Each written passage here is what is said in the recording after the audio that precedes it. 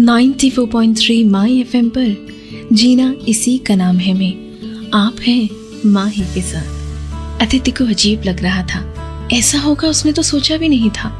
आज था उसका 21st बर्थडे। कितने दिनों से घर में पार्टी का माहौल था। कोठारी परिवार की परंपरा थी पार्टी और बाद में अनाउंसमेंट, वो भी बेटे की बाप के बिजनेस से जुड़ने की ऑफिशियल अनाउंसमेंट। दादा परदादा सबने यही किया था और अब आज पापा करेंगे।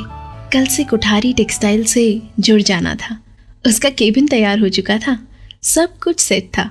बड़ा केबिन, आसपास हाजिर स्टाफ, कंपाउंड में खड़ी BMW, सब कुछ ऑफिशियल मिलने वाला था आदित्य को। शाम 6:30 बजे तो पार्टी में गेस्ट आने लगे। रिश्तेदार और मित्र तो थे ही, पर चैम्बर ऑफ कॉमर्स के प्रेसिडेंट, शहर के mayor, MLA, corporate television star, commissioner of police. 7-7:30 बजे तो हॉल की आवाज, खिलखिलाता हास्य, सब कुछ हवा में भर गया। विश्वनाथ कोठारी मेहमानों के बीच से निकलते हुए स्टेज पर जाके खड़े रहे। म्यूजिक बंद करवाया। लोगों का ध्यान स्वाभाविक रूप से उनकी ओर गया। सब लोग शांत होकर उस तरफ देखने लगे। और आगे क्या हुआ जानिए अगले गाने के बाद। 94.3 माई एफएम पर आप हैं माही के साथ। एक ही लड़का, समझदार, दोस्त जैसा लड़का। उसे बिजनेस सौंपने की बजाय ये क्या, विश्वनाथ ने जो अनाउंस किया उसके मुताबिक तो आदित्य के सामने 3 शर्त रखी गई थी। पहली, 21 साल के बाद अपने करियर को चुनने के लिए आदित्य स्वतंत्र था। दूसरी शर्त, आदित्य टेक्सटाइल का ही बिजनेस करे, ये जरूरी नहीं था। और तीसरी शर्त, आदित्य जो भी काम या बिजनेस करना पसंद करेगा उसमें किसी भी तरह की आर्थिक मदद विश्वनाथ नहीं करेंगे। हाँ, उसकी जरूरतें पूरी होती रहेंगी। इसका अर्थ साफ था, अब आदित्य को जो भी करना था अपने आप करना था। अब आदित्य के लिए कठिन समय शुरू हुआ। अब तक तो यही माना था कि पापा का बिजनेस है ही। पढ़ते वक्त, एग्जाम के लिए ना पढ़ते वक्त, कम मार्क्स आते वक्त, हर वक्त दिमाग में ये तो था ही कि कोठारी टेक्सटाइल है ही। हाँ, लेकिन एक बात अच्छी की थी पापा ने, उन्होंने ना नहीं कहा था। बस नीचे से शुरुआत करनी थी, यानी कि जो भी कंपनी में आता है और जहाँ से शुरुआत होती है वहीं से आदित्य को भी शुरुआत करनी थी, यानी कि गोडाउन से। पूरे वक्त गोडाउन में रहना, स्टॉक टेम्पो से उतारना, उसको ठीक तरह से रखना और तैयार हुआ माल टेम्पो में रखना। फिर परफॉर्मेंस के आधार पर दूसरे डिपार्टमेंट में काम मिलेगा। अब आदित्य ने मजदूरी करनी शुरू ही कर दी। 2 ही दिन में थक गया, पर करता रहा। पर 2 महीने के बाद उसे झटका लगा जब दिनेश को सिलाई डिपार्टमेंट में ले लिया गया। घर आकर पापा के साथ झगड़ ही पड़ा। ये तो चीटिंग है पापा। विश्वनाथ जी के चेहरे पर मुस्कुराहट थी।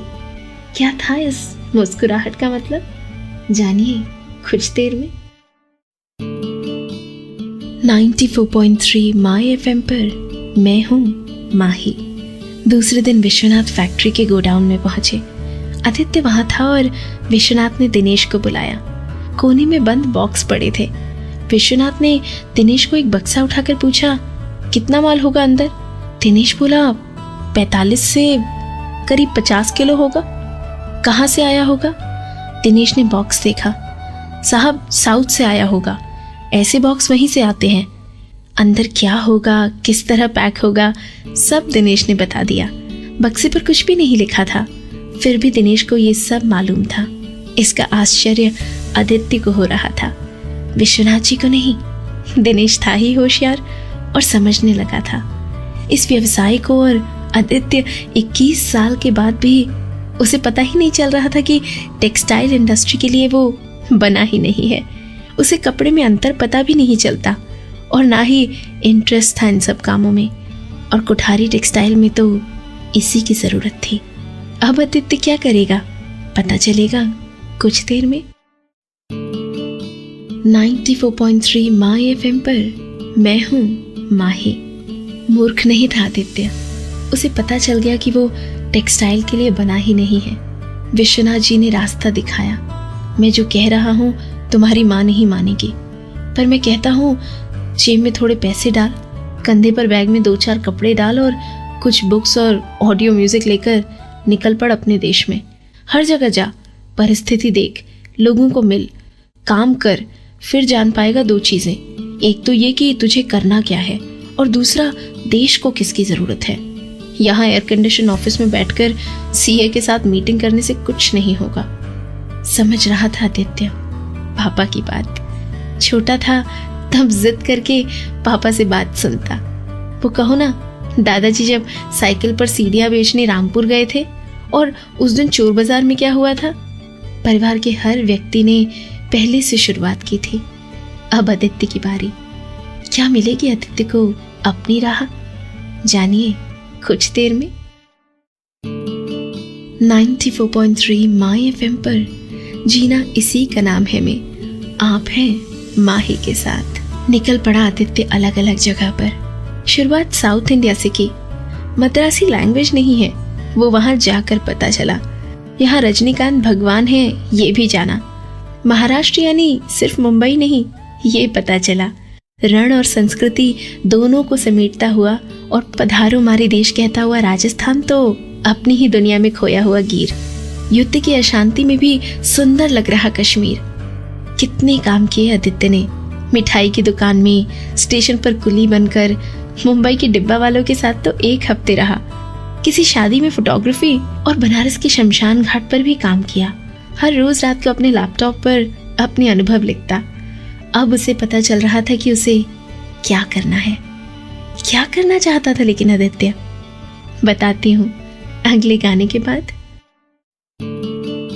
94.3 माय एफएम पर मैं हूँ माही।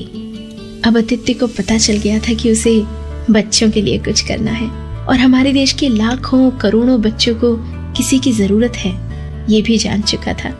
आदित्य ने अपना छोटा सा बिजनेस शुरू किया, जहां गरीब बच्चों को बिना मूल्य खिलौने और किताबें भेज सके।